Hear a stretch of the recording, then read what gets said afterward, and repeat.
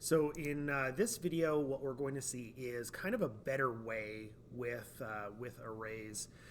So I'll show you something that's a little bit clunky that is a typical use of arrays, but it just doesn't work quite as well as we would like. So what we're going to do is I am going to make a list of names. So the first thing that we're going to start with, though, is we are going to say how many names there are going to be. So we're going to start with 5. So now what I'm going to use is I'm going to use names length to set the size of my array. So it's a string array of names, and its size is going to be names length. So that creates an array with size 5. It's got some names in it. So what we're going to do is we're going to load the names here. So for int I equals 0 while I is less than names length. So this is kind of a handy thing that you can do when you are aware of the size of your array. You can use a variable for that. So we're going to go through the array. We're going to cout, enter name. And now what I want is I want to say enter name 1, enter name 2, enter name 3. But what we're going to see here is it starts at 0. So it's going to say enter name 0, 1, 2. So what I want to do is for this, I'm going to offset that by 1. So whatever I is going to be, it's going to display a number that's 1 larger than it. So the first time, instead of showing a 0, it'll be a 1. And then I'll put a colon here, and I'm going to cin names I. Okay. So now what I'm going to do is I am going to display the names. So cout endl. This will be my names list. And I'm going to use pretty much the same for loop here, except what I'm going to be doing is I am going to display the names. So this is going to turn to a cout less than names and then an endl. Okay, so just to test this out, we'll take a look and up. Okay, so enter name 1, Alexandra, we'll go Brent, Caden, Dina, and Ellie. And then what we do is we get a list of all of our names. I just noticed that I don't need this colon here. So anyway, here's the challenge. Is I want to say this is a list of people who are coming to a party that I'm having, and I want to add one more name to the end. Now, here's the problem with arrays. This is the line of code that sets the size of the array. That's it. The name can only be set, the size can only be set at initialization. So the problem is if I have 5 elements and I want to add a 6th one, I can't do it. So this isn't the best way to do it, and I will be showing you a better way. But what we can do is we can make our names array larger. So what's going to happen is I am going to now have 10 elements in my array, although the length of the part that has the names is still going to stay at 5. So what we're going to do is we are going to have an array that has everything up to element 4 here, so the 4th element, sorry, which is element 5, I guess. And then what we're going to do is we're going to add a 6th one. Because 10 gives us space, we're going to do it that way. Okay. So now what I want to do is we're going to do cout. I need a spacer, so endl, enter another name.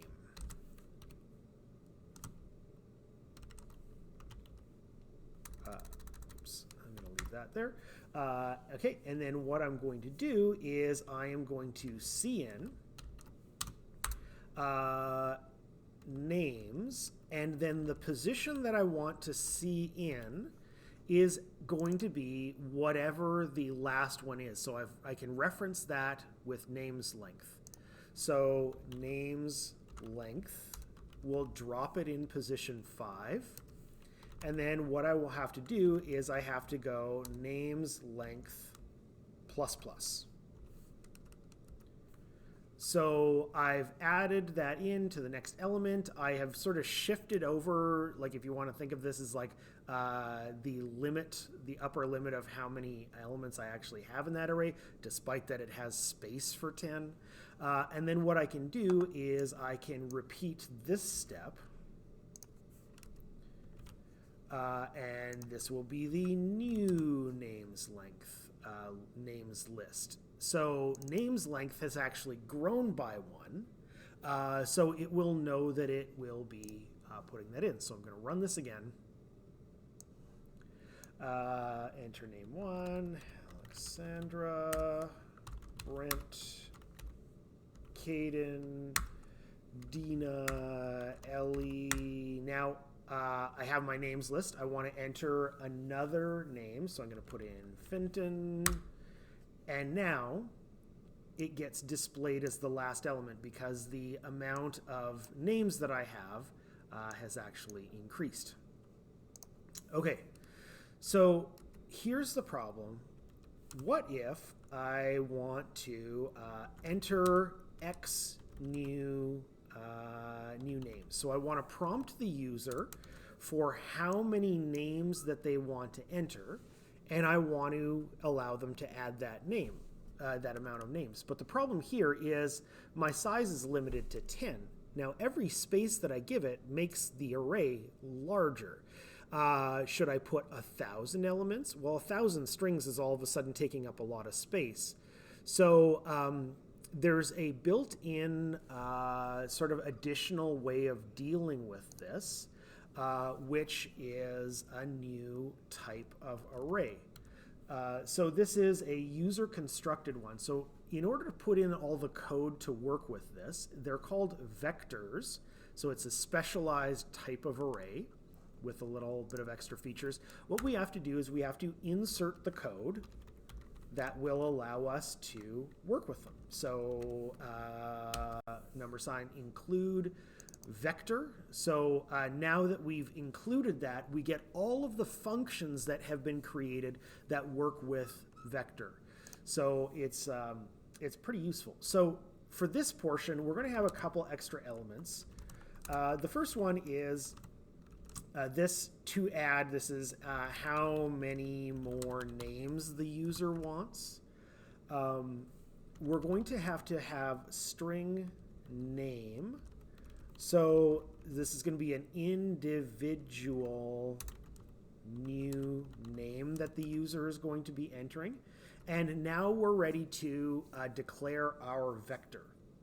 So this is how it works. We start off with the type vector.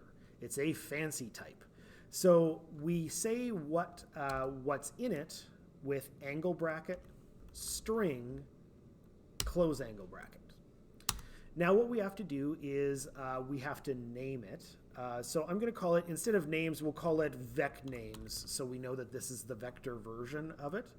And then, not using square brackets, but using round parentheses, we say how many elements we want in it. So I am going to use names length because we're going to keep them initially the same size. Okay, so now we have a vector and an array both with the same length. So what I want to do is I want to load all of the elements from the array into the vector. There's a bunch of ways of doing this, but we'll do something familiar here. We'll use this for loop again. So this for loop that runs an amount of times equal to the length of how many names I've got in there. And then what we're going to do is vec names, we reference it same way that we do an array. And we're going to make that equal to names I. There we go. So one at a time, each position of vector will become equal to what is in each position of names. So that'll go through one at a time. So this is our load vector portion. Now, the next thing I want to do is I want to ask the user, how many names do you want to add? So cout, how many names would you like to add? And we'll see in the to add value here.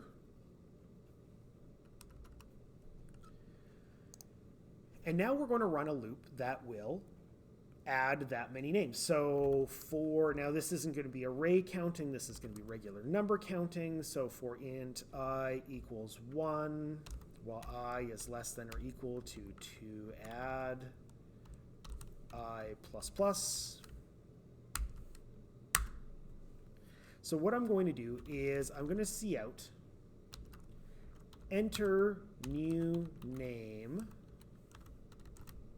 I, not with quotations, I, colon, and now what we're going to do is we're not going to load it directly into the vector. I need, because we're going to use a special function to do that.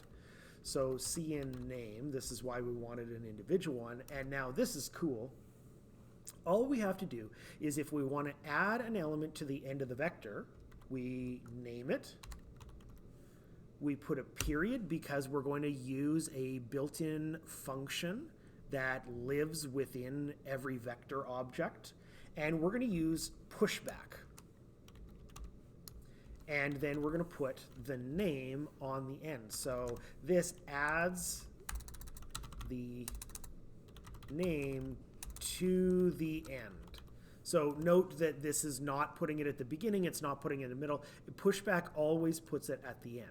But the best part is it also increases the size of the vector. So let's print our new list again. I'm going to grab this, and we'll make this the new names list. But here's something really nice is I'm not dependent on a separate variable to know how many elements my vector has.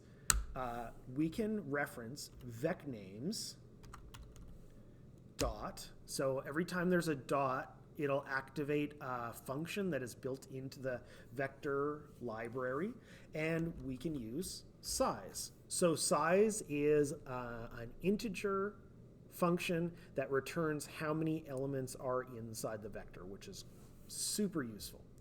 Now what I want to do is I want to display vecnames I. So let's run the program, see what we've got here. All right, so I've got Alexandra, Brent, Caden, Dina,